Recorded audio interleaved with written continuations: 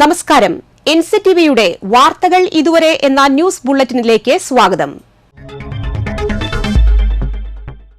ഇന്നത്തെ പ്രധാന വാർത്താ സംഭവങ്ങൾ നോക്കാം. വി.എസ്. അച്യുതാനന്ദന്റെ സമരഭരിത ജീവിതത്തിന് കേരളം നൽകുന്നത് അവിസ്മരണീയ യാത്രയയപ്പ്.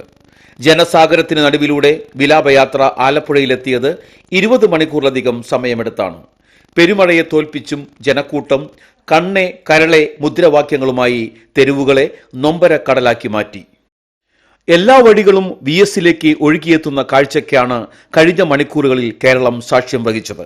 പേമാരിയെയും സമയത്തെയും അവഗണിച്ച് പതിനായിരങ്ങളാണ് പ്രിയ നേതാവിനെ കാണാൻ വഴിയരികിൽ ഒഴുകിയെത്തിയത്. പിന്നിട്ട സമരവഴികളിലെ വി.എസിന്റെ അവസാന യാത്രയിൽ ഒരു നൂറ്റാണ്ടിന്റെ ചരിത്രം കൂടിയാണ് രേഖപ്പെടുത്തുന്നത്. വി.എസിന്റെ സംസ്കാര സമയക്രമത്തിൽ മാറ്റം വരുത്തിയതായി CPM സംസ്ഥാന സെക്രട്ടറി M.V. ഗോവിന്ദൻ അറിയിച്ചു. അത്ഭുതപൂർവമായ ജനക്കൂട്ടമാണ് വി.എസിനെ അവസാനമായി ഒരു നോക്ക് കാണാൻ കാത്തുനിൽക്കുന്നതെന്നും അതുകൊണ്ട് തന്നെ സംസ്കാരത്തിന്റെ കാര്യത്തിലടക്കം സമയക്രമത്തിൽ മാറ്റം ഉണ്ടാകുമെന്നാണ് അദ്ദേഹം പറഞ്ഞത്.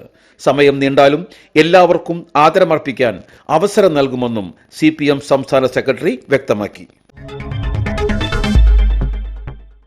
മുൻ മുഖ്യമന്ത്രി വി.എസ്. അച്യുതാനന്ദന്റെ നിര്യാണത്തിൽ അനുശോചിച്ച CPM അളക്കപ്പ വെസ്റ്റ് ലോക്കൽ കമ്മിറ്റിയുടെ നേതൃത്വത്തിൽ ആമ്പല്ലൂരിൽ മൗനജാഥ സംഘടിപ്പിച്ചു.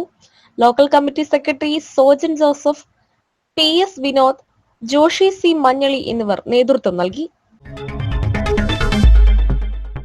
കൊടുങ്ങല്ലൂർ ഏറിയാട് പൊള്ളലേറ്റ് ചികിത്സയിൽ കഴിഞ്ഞിരുന്ന 54കാരി മരിച്ചു.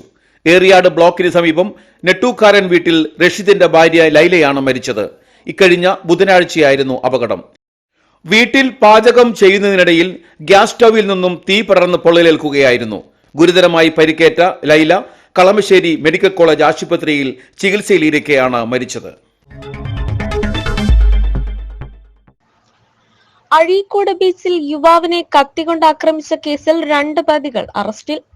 എറിയാട് കൊട്ടിക്കൽ മുസ്ലിം പള്ളിക്ക് സമീപം വാടകയ്ക്ക് താമസിക്കുന്ന എറിയാട് പേ ബസാർ പുളിഞ്ചോട് ദേശത്ത് മറ്റത്തിൽ വീട്ടിൽ 23 വയസ്സുള്ള അമീർ, അഴീക്കോട് ലൈറ്റ് ഹൌസിന് സമീപം പാടത്തിങ്കൽ വീട്ടിൽ 22 വയസ്സുള്ള അമ്രാൻ എന്നിവരെയാണ് കൊടുങ്ങല്ലൂർ പോലീസ് അറസ്റ്റ് ചെയ്തത്. ജൂലൈ 20-നായിരുന്നു സംഭവം. അഴീക്കോട് മുനക്കൽ ബീച്ചിൽ വെച്ച് അഴീക്കോട് ലൈറ്റ് ഹൌസിന് സമീപം അയ്യരിൽ കരിങ്കുളം വീട്ടിൽ അഹമ്മദ് ഹാബിൽ സുഹൃത്തുക്കളും ഒന്നിച്ച് സംസാരിച്ചു കൊണ്ടിരിക്കുന്നത് കണ്ട് നീരസം തോന്നി അഹമ്മദ് ഹാബിലിനെ തടഞ്ഞു നിർത്തി ഭീഷണിപ്പെടുത്തി കത്തി ഉപയോഗിച്ച് ആക്രമിച്ച് പരിക്കേൽപ്പിച്ച കേസിലാണ് അറസ്റ്റ്. കോടതിയിൽ ഹാജരാക്കിയ പ്രതികളെ റിമാൻഡ് ചെയ്തു.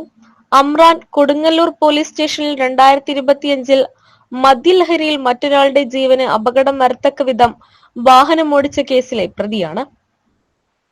Kodungallur SHO BK Arun, sub inspector K Salim, probation SI CP Jijesh, civil police ഓഫീസർമാരായ ഷമീർ, ഗോപേഷ്, വിഷ്ണു എന്നിവരാണ് അന്വേഷണ സംഘത്തിലുണ്ടായിരുന്നത്.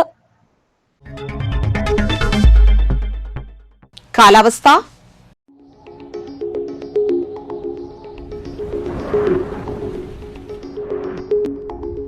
കൂടിയ താപനില 26 ഡിഗ്രി സെൽഷ്യസ്, കുറഞ്ഞ താപനില 23 ഡിഗ്രി സെൽഷ്യസ്.